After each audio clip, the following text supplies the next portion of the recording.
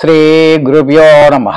దిగంబర దిగంబర దత్తా దిగంబర శ్రీపాద శ్రీవల్లభ దిగంబర శ్రీ నరసింహ సరస్వతి దిగంబర దత్త మహారాజుదే. శ్రీపాద వల్లభుడు యొక్క భక్తులందరూ కూడా ఎప్పుడు క్షేమంగా ఉండాలని, ఆయన అనుగ్రహంతో చక్కగా సుఖశాంతులతో అన్ని ఇబ్బందులు తొలగిపోయి ఆనందంగా ఉండాలని మనస్ఫూర్తిగా కోరుకుంటున్నాను. మనము ఈ దత్త యొక్క ఛానల్లో చాలామంది చాలా చేస్తున్నారు,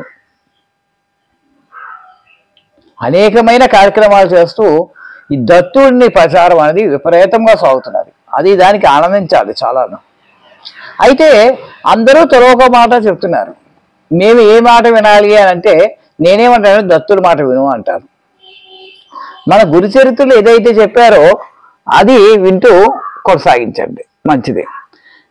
మీకు తెలుసు, ఇప్పుడు కరెక్ట్గా సమయం మధ్యాహ్నం 12:05 అయింది. ఈ ఔదంబర వృక్షం దగ్గర వీడియో చేయడానికి రెడీగా ఉన్నాను.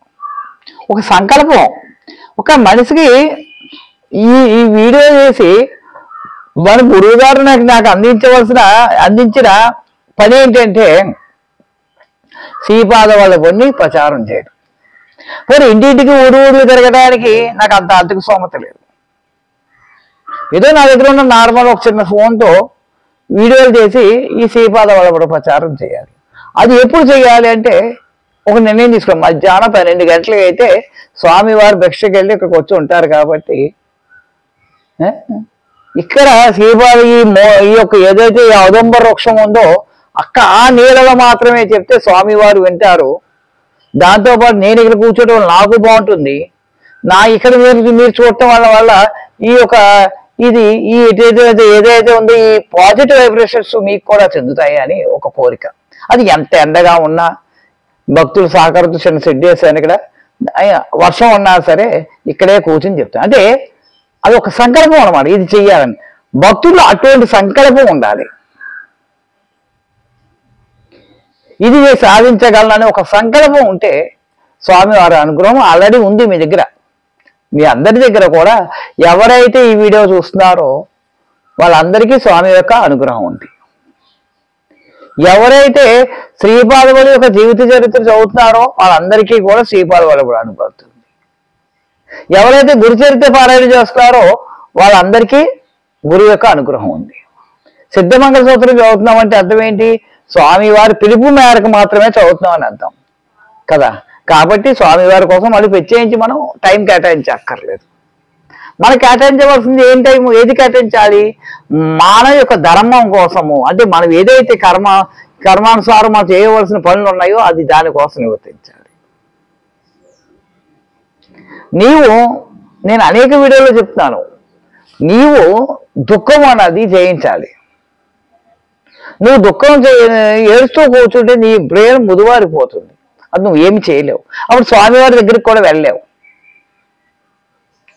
ఈ దుఃఖాన్ని జయించగలిగితే నీ యొక్క మార్గం ఏంటో కనపడుతుంది. అయితే ఈ దుఃఖాన్ని ఎలా జయించాలి? స్వామి బాగానే చెప్తారు, మీకే ఎన్నైనా చెప్తారు. చెప్పడం ఈజీ, అనుభవిస్తున్న వాళ్ళకి తెలుస్తుంది అంటారు కదా. నాయన మనము ఉద్యోగం రావట్లేదు, అప్లై చేస్తున్నాము, ఉద్యోగం రావట్లా. గ్రూప్ 1 గ్రూప్ 2 రాసాం, అవ్వలేదు. డిఎస్సి రాసాం, అవ్వలేదు. మరలా రాద్దాం, స్వామిని స్మరిస్తూ ఉందాం, మరలా ఇంకా స్పీడ్గా అందుకుందాం. ఇప్పుడు ఈ రాసిన మట్టికి రాలేదు, ఈసారి ఇంకా బెటర్గా రాయాలి, అన్నిటికీ రాయాలి, ఇంకా మనం బాగా ప్రిపేర్ అవ్వాలి అనాలి అనుకునే ఉద్దేశం ఉండాలి. కానీ నా బతుకు ఇంతే, ఈ ఉద్యోగం రాదని నీ జీవితంలో గవర్నమెంట్ ఉద్యోగం రాదు. గణగాపురం వెళ్ళి ఒక భక్తుడు 2 సప్తాహాలు పారాయణం చేశారట. దేనికోసం? గురు చరిత్ర యొక్క ఉద్యోగం కోసం. గణగాపురంలో చేసి వెళ్ళి టెస్ట్ రాశారట. అతను కాల్ఫీ అవ్వలేదు. అదేంటి స్వామి, 2 సప్తాహాలు అంటే 7 14 రోజులు సప్తాహం చేశాము, నాకు ఎందుకు ఉద్యోగం రాలేదు అని వెంటనే నా నంబర్ ఉంది కదా అని వెంటనే నాకు ఫోన్ చేసి, అంటే మనకి శ్రీపాద వల్లభుడితో కరెక్ట్ ఉంది కదా అనుకున్నాడు అతను. ఈయనతో చెప్తే వెంటనే శ్రీపాద వల్లభుడు చెప్పి గొడవ చేస్తాడు అని. అప్పుడు అన్నాను, నువ్వు చేయవలసింది గణగాపురంలో 2 సప్తాహాలు కాదు ఆయన, శ్రీపాద వల్లభుడికి దండం పెట్టుకొని నీవు ఏదైతే టెస్ట్ రాస్తావో దానికి ప్రిపేర్ అయ్యి ఉండాలి. నువ్వేంటి ఈ 14 రోజులు స్వామి డెఫినెట్గా గ్యారంటీగా ఏంటంటే కోపించుకుంటాడు. ఈ 14 రోజులు నువ్వు వృధా చేసావు. ఎవరు చేయమన్నాడు? ఎలా దగ్గరికి వచ్చి 2 సప్తాహాలు ఏంటి ఉపయోగం? ఈ 14 రోజులు ఏదైతే ఉందో నీకు ఒక అవకాశం ఇచ్చేది చూసా, నువ్వు అప్లై చేస్తే ఆ అప్లైకి ఒక ఎగ్జామ్ పెట్టే అవకాశం ఇచ్చాడు చూసా, దానికి నువ్వు ప్రిపేర్ అవ్వాలి. స్వామి నీకు అప్లై చేసే అవకాశం ఇచ్చింది స్వామి. నీకు ఈ ఎగ్జామ్ అప్లై చేసి ఎగ్జామ్ అయ్యే వరకు టైం చూసారా, ఆ టైం ఇచ్చింది స్వామి. ఈ 2 ఇచ్చింది ఎవరు? స్వామి ఇచ్చారు. నువ్వు దానికి ఏం చేయాలి? ప్రిపేర్ అవ్వాలి, ఎగ్జామ్కి ప్రిపేర్. కానీ నువ్వు సప్తాహాలు చేసి పారాయణాలు చేసి సిద్ధమంగళసూత్ర పారాయణాలు చేసి ఏంటది? కాబట్టి నీవు ఎప్పుడు కూడా కష్టాన్ని నమ్ముకొని ఉండాలి. అప్పుడు నువ్వు పైకి వస్తావు. అప్పుడు స్వామి మార్గాన్ని చూపిస్తాడు.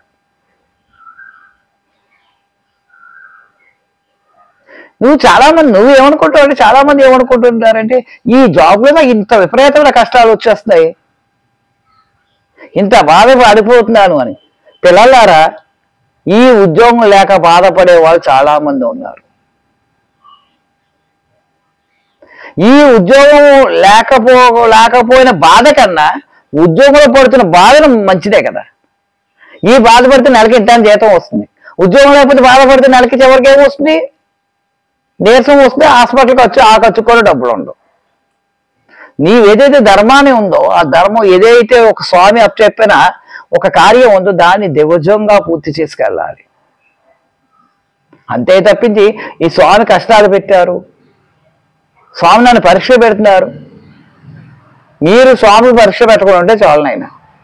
స్వామి మీకు ఏమీ పరీక్షలు పెట్టరు, మీ భక్తులే పెడతారు పరీక్షలు. కాబట్టి మీరు ఏదైనా అవ్వకపోతే దాన్ని గట్టిగా బెటర్మెంట్గా ట్రై చేయండి, గట్టిగా ట్రై చేయాలి. మీరు స్వామి ఇచ్చారు. ఎందుకంటే సపోజ్ నాకు ఈ శ్రీపాద వల్లభుడి చరితామృతం ఉంది, దీన్ని పారాయణ చేస్తాం. ఈ పుస్తకం ఇచ్చింది ఎవరు? స్వామి. దీన్ని చదివే ఓపికనిచ్చింది ఎవరు? స్వామి. కానీ నేను చేయవలసింది ఏంటి? దీన్ని అర్థం చేసుకొని శ్రీపాద వల్లభుడి మార్గంలో నడవటం నా ధర్మం. అది అర్థమైందా? అలాగా నీకు ఏదైతే స్వామి నీకు అప్పచెప్పారో ఆ పని పూర్తిగా నివర్తించాలి. దుఃఖాన్ని పక్కన పెట్టాలి. దుఃఖం నీది కాదు, పరాయవాడిది. ఎప్పటికైనా ఇచ్చేయవలసిందే. ఆనందం ఒకటే నీ సొంతం అనుకో. పరాయి వస్తే మనం ఉంచుకుంటామండి? ఉంచుకోం కదా. మరి దుఃఖం అనేది మంది కాదు, మనకు అవసరం. వదిలేయండి. ఏడ్చో కూర్చుంటే చక్కగా ఏడ్చేవాళ్ళు కిటికీలోంచో లేదా గుమ్మలోంచో పక్కింటి వాళ్ళు చూస్తారు, కానీ వాదార్చడానికి నీ దగ్గరికి ఎవరు రారు. నువ్వు ఆనందంగా ఉంటే మాత్రం గబగబా 10 మంది వచ్చి నీ అరుగు మీద కూర్చుని ఈ రాజు ఎలా తగిలింది, ఇంత గ్రూప్ 1 టెస్ట్ ఐఏఎస్ ఎలా ర్యాంక్ కొట్టావు నువ్వు, ఇలాంటి అడగటానికి చాలా మంది వస్తారు. అంతేకాని నీకు యాక్సిడెంట్ అయితే ఒక్కసారి వచ్చి చూసి వెళ్ళిపోతారేమో, కానీ దాని గురించి వివరాలు అడగరు. దుఃఖం ఎప్పుడు కూడా విరోధం. మనకి దుఃఖం నిన్ను నాశనం చేసేస్తుంది. శ్రీపాద భక్తులు ఎవరు కూడా ఏడవటానికి వీల్లేదు.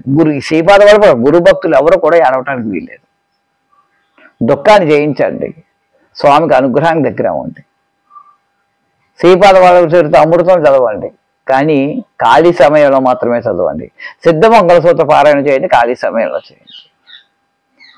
నేను ఈ దుఃఖం జయించడం అనే దాని గురించి ప్రత్యేకించి పూర్తిగా ఒక్క వీడియో అయితే నేను చేయదలుచుకున్నాను. అసలు ఎలా జయించాలి ఈ దుఃఖాన్ని, ఈ బాధలను ఎలా జయించాలి మనం అన్నది ఒక ప్రత్యేక వీడియో చేస్తాను నేను. ఎందుకంటే అది ఎంత చెప్పినా లెంత్ అయిపోతుందే కానీ మనకు పూర్తి అవ్వదు. మనం బాగా ఏడుస్తున్నాం, స్వామి ఎలాగా ఈ దుఃఖాన్ని చేయాలి అంటే, బాగా ఏడుస్తున్నప్పుడు నీకు ఏడుపు వచ్చేసినప్పుడు ఒక్కసారిగా నీకు నచ్చిన పదార్థాలు తినటం, లేదా నీకు నచ్చిన వాళ్ళతో మాట్లాడటము, లేదా నచ్చినమైన ప్లేస్కి వెళ్ళటము, లేదా స్వామి వారిని స్మరించడము, ఇలాంటివి చేయండి. దుఃఖం అరికట్టండి. దుఃఖం ఎప్పుడైతే తగ్గిందో నీ గమ్యం ఏంటో నీకు తెలుస్తుంది. ఆ ఏడుపు నుంచి ఒక్కసారి చూడండి, కళ్ళు నీళ్ళు వస్తే ఎదురుగా ఉన్నవి ఎలా ఉంటాయి, మీకు ఎలా కనపడతాయి? క్లియర్గా కనపడుతుందా? కనపడదు, మసక మసకలా ఉంటుంది. ఆనందంగా ఒకసారి కళ్ళు పెట్టిలా చూడండి, ఆ ఎదురుటి వాడిపోయిన పువ్వు కూడా ఎంతో వికసిస్తున్నట్టు కనిపిస్తుంది. ఎందుకంటే మన మనసు అలా వికసిస్తూ ఉంటుంది కాబట్టి. కాబట్టి మీలో ఉన్న అతి పెద్ద భూతం ఏదిరా అంటే దుఃఖం. అది చాలా ప్రమాదకరమైంది. కాబట్టి ఆ దుఃఖాన్ని మీరు అరికట్టండి. మన నచ్చిన వాటిని మనం ఆస్వాదిద్దాము, మన గమ్యం చేరుకుందాము. నీ వెనకాల శ్రీపాద వల్లభుడు ఉన్నాడు, నిన్ను రక్షించడానికి శ్రీపాద వల్లభుడు ఎప్పుడు నీకన్నా ఎక్కువ శ్రద్ధ చూపిస్తున్నాడు. కాబట్టి ఆయన ఉండగా మనకి దుఃఖం అన్నది రాదని గట్టి నిర్ణయం తీసుకోండి. జయ గురుదేవ దత్త.